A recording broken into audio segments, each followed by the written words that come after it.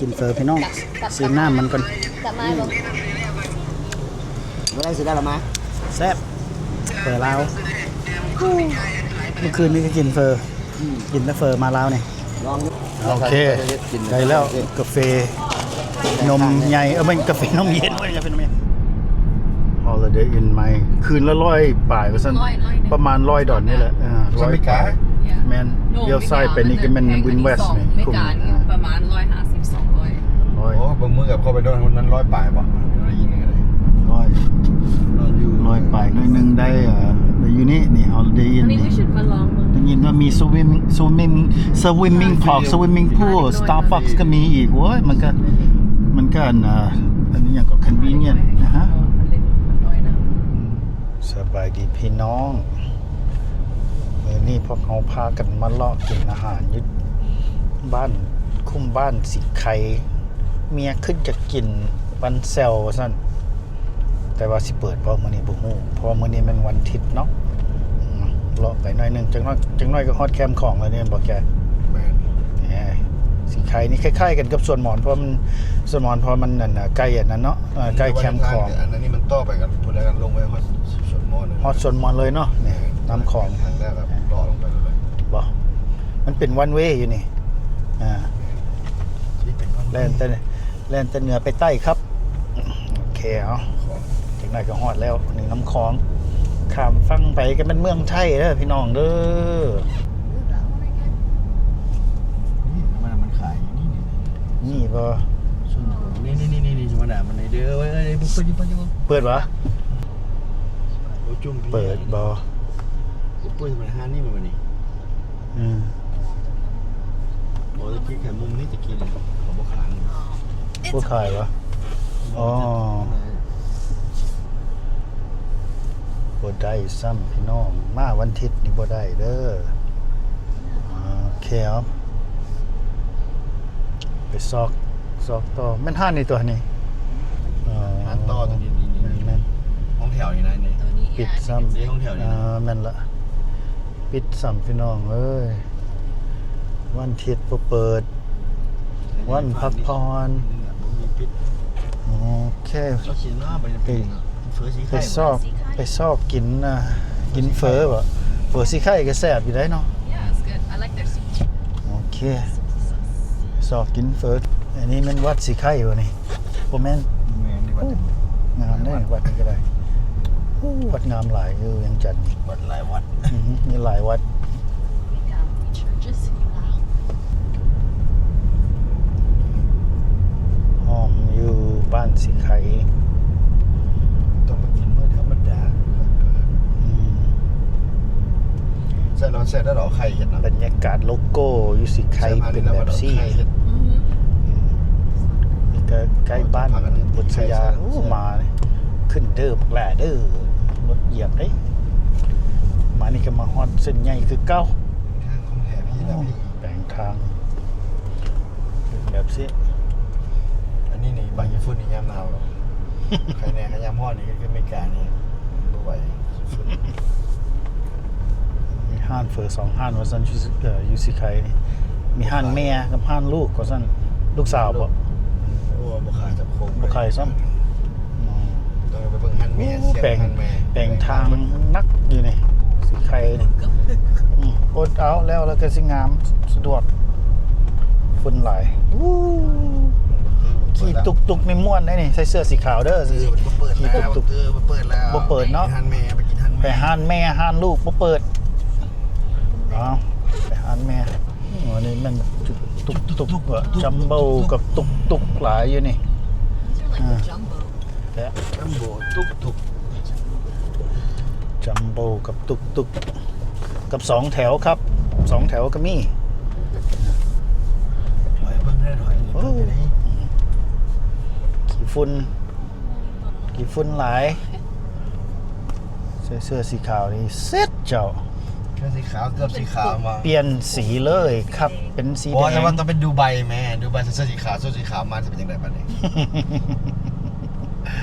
จะเอาเป็นสีขาวผสมสีกาแฟ งั้นอ๋อ ไปได้ไหม ใส่เวลาหน่อย ตู้นี่ไปได้ไหม เสื้อจะออกได้นี่ บ่ไปอีกบ้านนี่มันไงอีก จัมโบ้นี่เราเป็นเราโบนั้นโบซูซีปันไดเราโบซูซีเราโบ บ่นี่ลีก บกล้าหานก็ได้ว่าแบบนั้นก็ได้ บ่รถแคมิกี้มันลีกน้ำ โอ้โห มันจะรถมันเปื้อนมันจอดมันลีกน้ำ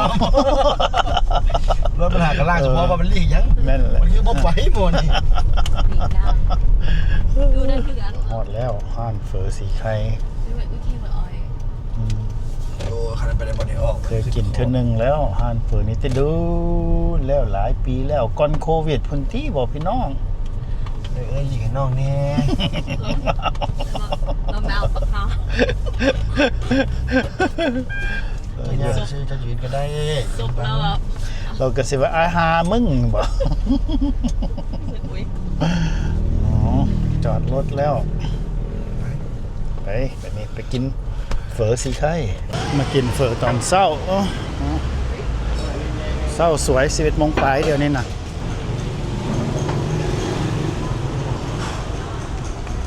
นั่งอยู่นี่หานใหญ่ใหญ่เติบมีแต่น้อยกับใหญ่เอาน้อยนะน้อยน้อยสอง น้อยก็ได้น้อย น้อยเท่ากับ30เดี๋ยวเบิ่งถ้วยน้อยตัว ใหญ่เติบกินเบิดวะโอ้ไวเนาะ ก็เปิดได้กินเฟ้อ สั่งละมาโลดบอกคุยเสียเวลาเลย ก็เฟ้อ พนักงานวันของค่อยเล่นสีไข่ครับ อันนั้นก็แม่นห้านอย่างขนาดนั้น ด้วยกันจ้ะ โอ้โหใหญ่เนาะ ก็ได้มี นั่งหันก็ได้นั่งนี่ก็ได้ นั่งก่อนนี่ถึงเฟลาว กาแฟลาวหวะกินกาแฟลาวปะกินก็ดีแล้วเนาะอ้าวก็กินกาแฟจะกินอีกเอาโลดแล้วกาแฟนมเย็นเอากินเฝอก่อนกินเฝอพี่น้องซื้อน้ำมันก่อน กลับมาบอก เมื่อไรซื้อได้หรอมา แซ่บเฝอลาวเมื่อคืนนี้ก็กินเฝอกินแต่เฝอมาลาวเนี่ย ลองเนื้อหลานไหนมาปวดเลยนอนพักผ่อนพอดี เนาะใช่พักเฝองอก เขาก็มาปวดเลย ใส่อย่างเดียว นั่นบริไปห้างจีบะ มังนาวใส่มังนาวครับปูดามังนาว ฮะ ใส่เสียรซ่าครับ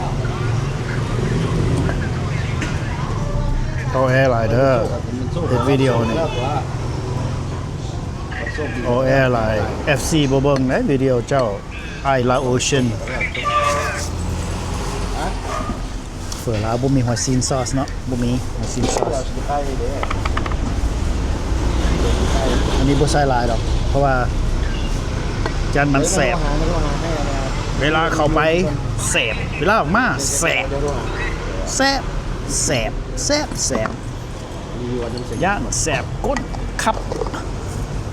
ก็มันเปิดเอา ติดเลยว่ะ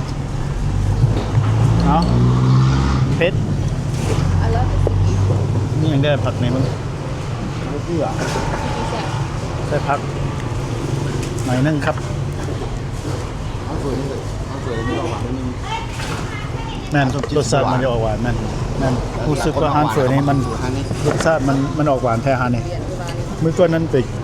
กินเฝออยู่ห้านสมจิตเนาะแซ่บห้านเหมือนเฝอห้านนั้น ก็กินแบบ สิ้นขาลายฮานนั้นเนาะอันนี้ก็ขาลายคือกันวะบ่แม่น เรียกแต่พวกนี้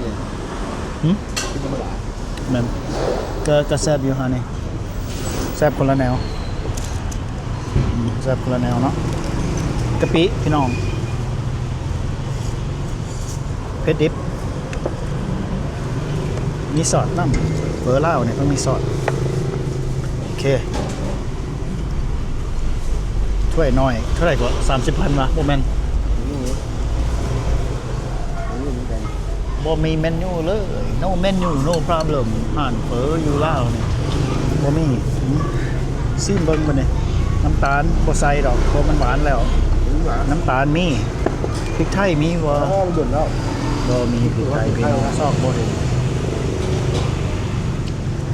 เป็นหยังบ่เอาบ่ใส่พริกไทยกิน ไหน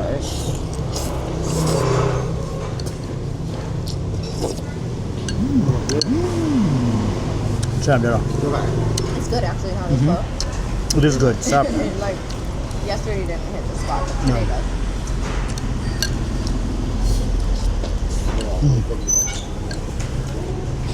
มันจะออกหวานนะ รู้ใจตัว รสชาติมันจะออกหวาน บ้านตัวเท่าทำคือเลย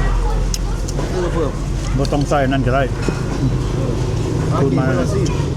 ไม่ได้เลยสิ บ่ต้องใส่น้ำตาลก็ได้ ที่บ้านสิเปื่อยป่าว เดี๋ยว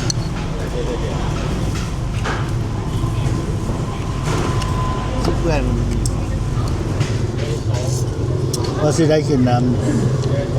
พาเมียไปกินบันเซลเมียจะกินบันเซลบ่เปิดมื้อนี่มื้อหน้าไปไหม้ฮันนี่บ่ยอม เปิดบ้าง บ่ยอม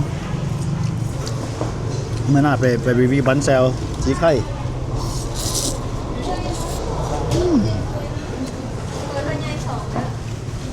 แซ่บ You guys get nói or nhảy? น้อย Bạn nói đi. อ๋อแซ่บแซ่บกินเฟอแล้วบัดนี้คือว่าสิสั่งกาแฟ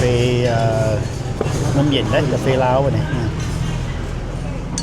จะมาสิสั่งเขาเจ้ามาก่อนเราสั่งเจ้ากาแฟหาผู้กินอยู่กาแฟอยู่มิไซเนาะ Naked อยู่ห้าน Naked Espresso วันนี้คือว่าจะกินกาแฟลาวลองเบิ่งบ่ได้กินโดนแล้ว มีน้ำตาลหลายมันมีน้ำตาลหลายกาแฟลาวเนี่ยแต่ว่า เอาเป็นเด็กมันมีอยู่บ้าง แต่ว่าเสียนั้นสี sacrifice สุขภาพโอเคสั่งแล้วกาแฟเราเป็นบ่อันน่ะน้ำปั่นอยู่ลาวบักไม้สดปึ๊ดบ่คืออยู่อเมริกาเด้จะสั่งสมูทตี้หรือว่าอีหยังก็สมูทตี้นั่นแหละสั่งสมูทตี้น่ะที่อยู่อเมริกาหั่นเป็นพาวเดอร์นั่นมันจะโชคดีบางเที่ยเขาก็ใส่แมงโก้ใส่อย่างหน่อยหนึงนอกจากอะโวคาโดเนาะอะโวคาโดนี้ใส่ไม่อยู่ แพงใช่ไหม โอเคได้แล้วกาแฟนมใหญ่ไม่กาแฟนมเย็นไม่ใช่กาแฟนมใหญ่กาแฟนมเย็นลาวได้แล้วโอเคโอ้โอสกูมึงซีมึงมาเนี่ย What is it? ถุงละเท่าไหร่ดิฮะตัวนี้ตัวบงไส้แม่นบอกแกอยู่นี่ซื้ออยู่บูธตัวนั้นTội sư y giải luôn. คนเริ่มมาหลายแล้วบัดนี้เวลา12 โมงยังแล้วบัดนี้12 โมงยัง10ถุงหมักใหญ่เท่าไหร่เดี๋ยวนี้แกบ่ฮู้ราคาเลยฮะนี่บุ้ยแม่นหยองแม่นยู่หยังเลยสั่งเอาโลดอยากกินหยังเอ้ารีวิวกันบัดนี้แมนดาสิไปซื้อหยังด้วยกันราคานี้เนาะก่อนแมนดาไปซื้อหั่น260,000ไล่เป็นเงินดอนตกเป็นประมาณ13 ดอน12 ดอนเฟอร์3ถ้วยน้ำ2ประตูกาแฟ13 ดอนรวมริกา13 ดอนกินเฟอร์บ่ได้เลย13 ดอนสามารถซื้อไม่ได้13 ดอนเฟอร์บางสเตทก็ได้เยอะบางบอนก็ได้เยอะแต่ว่าบ่มันจ่ายแท็กกับทิปบ่ได้เนาะอยู่อเมริกามันต้องได้จ่ายแท็ก tax เนาะแล้วก็ทิปอยู่ลาวทิปก็จะว่าทิปบ่โอเคเอาซิมกาแฟมัน Apa? แซ่บทั้งคุกทั้งหวานมันหวานมันนะเนาะกาแฟนมเย็นเรา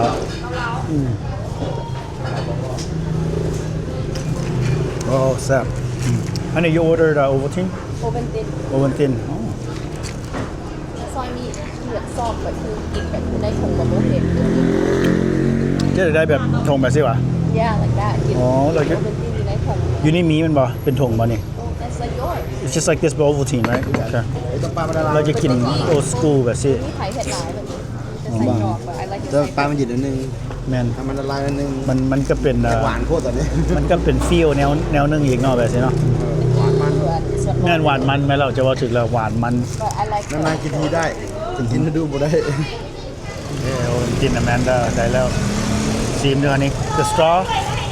the straw you just stab it really hard yep เอาซีมเบิ้งเป็นยังไงแซ่บบ่ good. Very good. หวานบ่ It's like no what? Very good. หวานนัวหวานมันบ่ Can I taste it? I wanna taste it ลองมั้ง Don't spill it จะกิน put on the table เดี๋ยวแม่เราดีใจแล้วเราได้กินนั้นโอวัลตินเรา เขาฉากินอันนั้นนี่ใน เรา ถง ซอกกินโอวัลตินทงใส่น้ำก้อนแบบนี้โดนแล้ว